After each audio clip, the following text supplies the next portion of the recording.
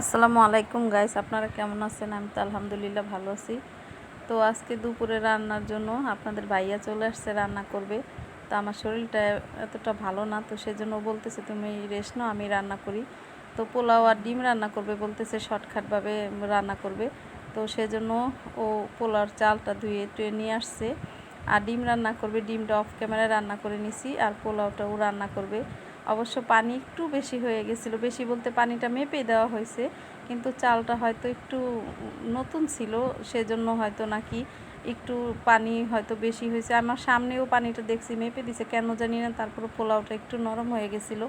তো যাই হোক, কিন্তু মজা হয়েছে, অনেক টেস্টি হয়েছে পোলাওটা। তো কি বলবো, হাজব্যান্ডকে অনেক অনেক ধন্যবাদ।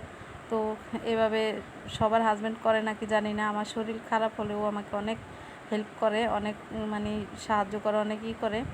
তো এইভাবে পোলাও রান্না করার জন্য কি কি দিল এখানে ও, আজকে দেখলাম ও দারচিনি, এলাচি, তেজপাতা দিল, লবঙ্গ দিল, তারপরে হচ্ছে এখানে মশলা দিল হচ্ছে পোস্তদানা, জয়ফল, যৌতুক বাটা দিল, আর 2 পদের বাদাম বাটা দিছে, কাজু বাদাম, তারপরে হচ্ছে পেস্তা বাদাম দিছে, দিয়ে এগুলাকে একটু কষাইছে, ভাজা ভাজা করছে মশলাটাকে, ভাজা ভাজা করে তারপরে আদা রসুনের পেস্ট দিয়ে দিছে।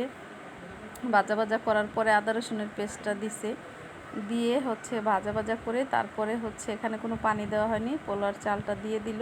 পোলাওর চালটা দিয়ে একটু ভাজা ভাজা করছে, করে তারপরে হচ্ছে পানি দিছে।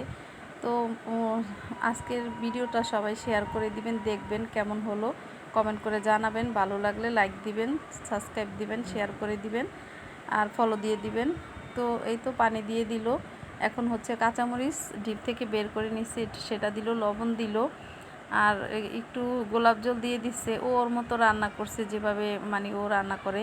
আর একটু সামান্য একটু টেস্টিং সল্ট দিছে, আর এখানে হচ্ছে 4 চামচের 2 চামচ চিনি দিয়ে দিচ্ছে। তো বলল যে আজকে আমি রান্না করে খেয়ে দেখো। তো খাইলাম, আসলেই মজা হয়েছিল পোলাওটা।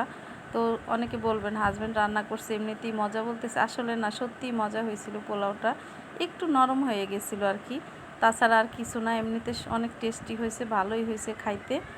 তো সবাই দেখেন, এই তো আমার হাজব্যান্ড রান্না করছে। তো কার কার হাজব্যান্ড এভাবে রান্না করে হেল্প করে কমেন্ট করে জানাবেন। তো আমার হাজব্যান্ডের জন্য দোয়া করবেন, ও যেন সুস্থ থাকে, ভালো থাকে।